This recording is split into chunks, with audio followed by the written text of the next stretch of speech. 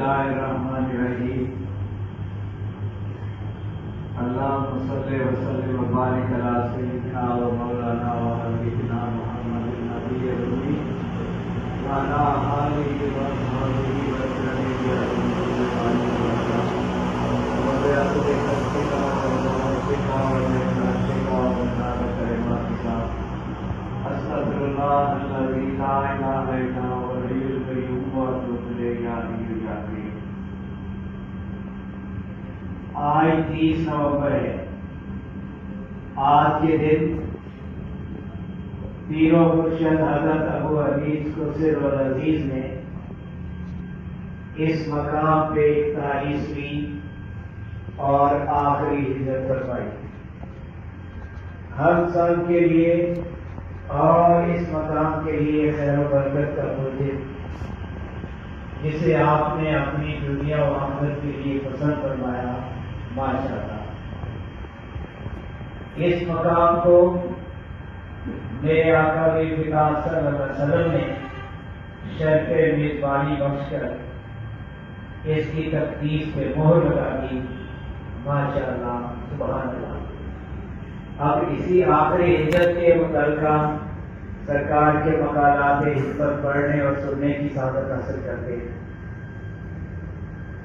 ان مقالات حکمت کی ترتیب و تہذیب ہمارے پیر و مرشد حضرت ابو حدیث قدس العزیز کی محبوب ترین سیدہ و سائدہ معید رسالہ بیٹی صاحبزادی حدیث اختر سر کا محلہ نے فرمائی، جن کے متعلق سرکار نے فرمایا سوچ کر بولو، اس کا ادب میرا ادب، اس کی تعظیم میری تعظیم، اس کی تکریم میری تکریم، اس کی توہین میری توہین، اور اس کا گستاخ میرے فیض سے معلوم ہے، اور یہ ختم الکلام ہے. بسم اللہ الرحمن الرحیم. آخری یوم ہجرت. ہجرت اللہ کی راہ میں چلنے کا پیش خیمہ اور اس کا اجر اللہ ہی کے ذمے. میں نے 41 بار اللہ کی راہ میں، صرف اللہ کی راہ میں ہجرت کی. 1367 ہجری سے لگاتار جاری ہے. ساری عمر مہاجر اللہ بن کر گزاری، اور اللہ ہی بہتر جانتے ہیں کیسے کیسے حال میں گزری. ایک برکت بھری مجلس میں ایک نے ایک سے پوچھا کہ مہاجر اللہ کسے کہتے ہیں؟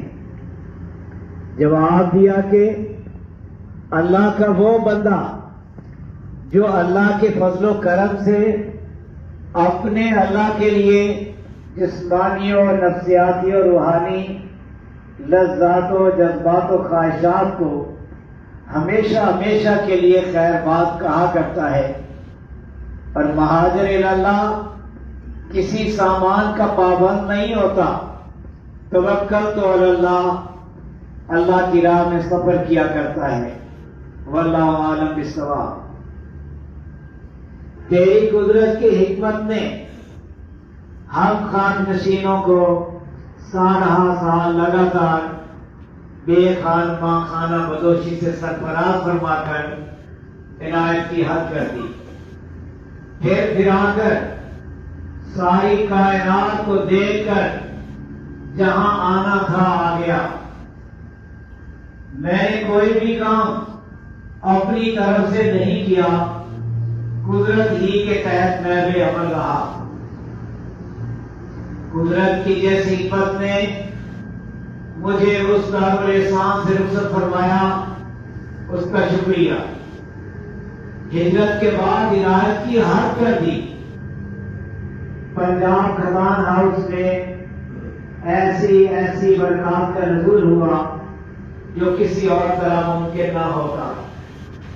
اس وادی کے تصرفات و برکات کسی کے بھی گمان میں آ سکتے ہیں نہ سما. بران کے دن خزانوں نے میرا استقبال کیا، میرا بھی حق ہے کہ انہیں ہم وقت ذکر و تبلیغ سے معمور رکھوں۔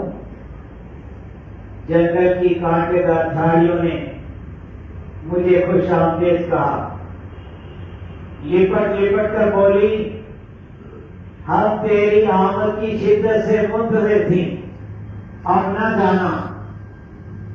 ارد گرد کے شجرات و سبزیات کی ہمراہی کا شکریہ، یہ مجھ سے اس قدر مانوس ہیں کہ دم بھر کی مفارقت کی تاب نہ لاتے ہوئے گملا جاتے ہیں۔ پتا پتا ذکر الہی میں مصروف ہے، یہاں تک کہ در و دیوار اور کھیتوں میں پڑے ہوئے مٹی کے ڈھیرے بھی ذکر ہی میں مصروف ہیں۔ یہ کام کسی اور کام کو کرنے نہیں دیتا، نہ اسے چھوڑ کر کسی اور جگہ جانے دیتا ہے۔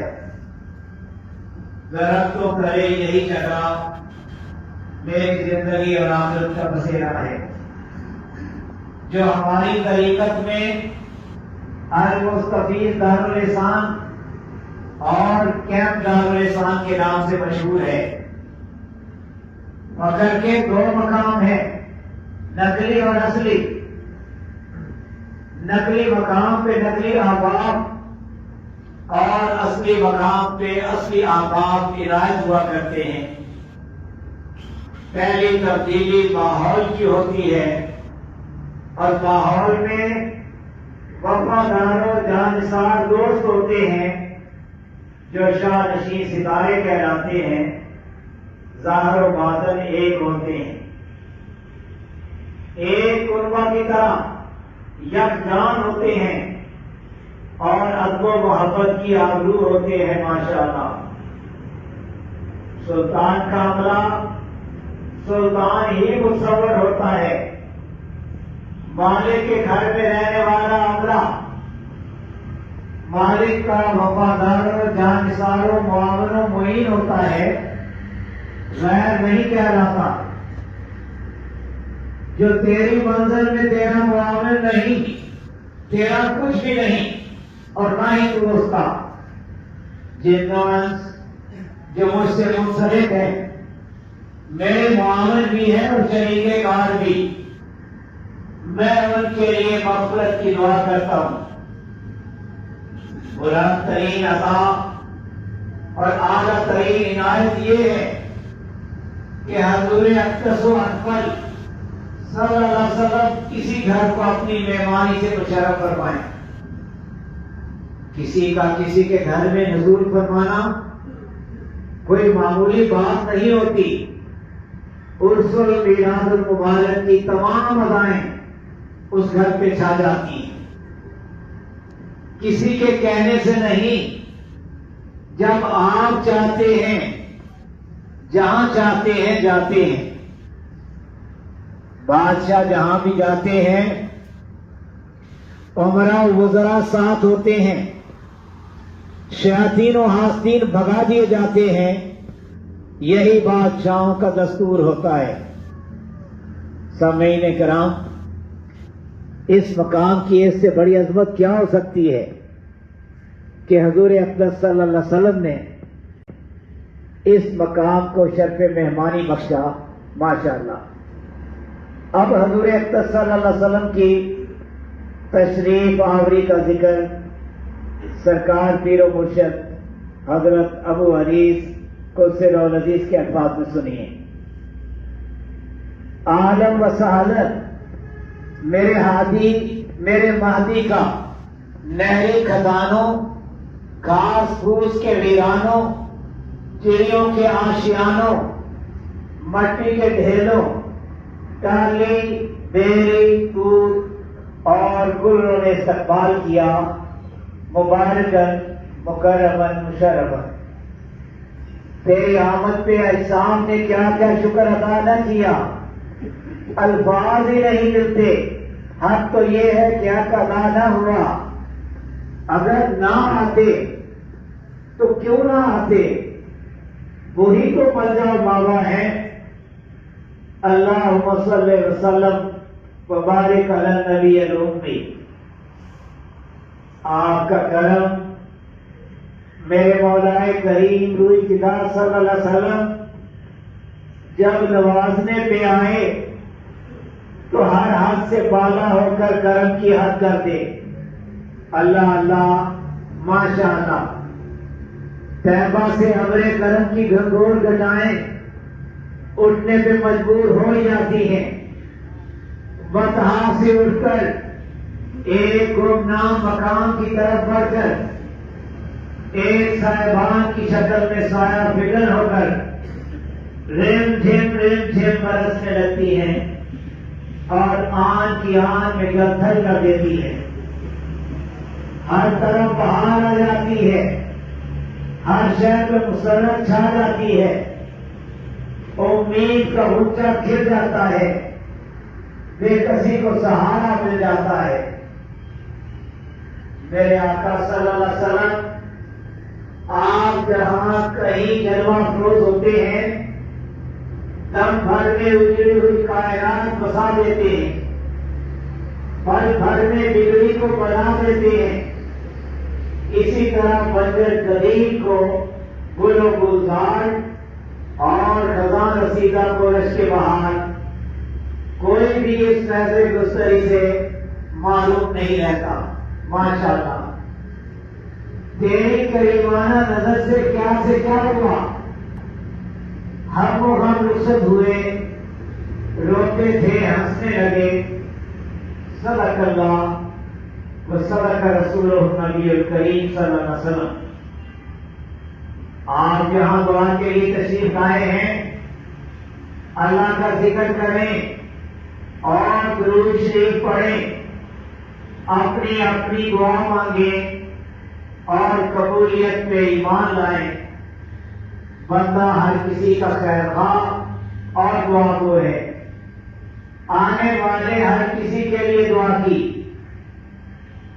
میرے مولا کریم جہانت فدا صلی اللہ علیہ وسلم کے فیض کے چشمے ابل رہے ہیں اور قیامت تک نہایت آب و تاب سے جاری و ساری رہیں گے۔ اللہ تبارک تعالی ہمیں ان سے سیراب و شاداب ہونے کا شرف عنایت فرمائے، آمین۔ اللہ کرے ہم خاک نشینوں پہ ہماری سرکار حضور اولیاء و اعلیٰ روح فدا صلی اللہ علیہ وسلم کا فیض اقدس سدا جاری و ساری رہے، کبھی کم نہ ہو، آمین۔ یا حی یا قیوم، الحمدللہ القیوم، واللہ خیر الرازقین، واللہ ذو الفضل العظیم۔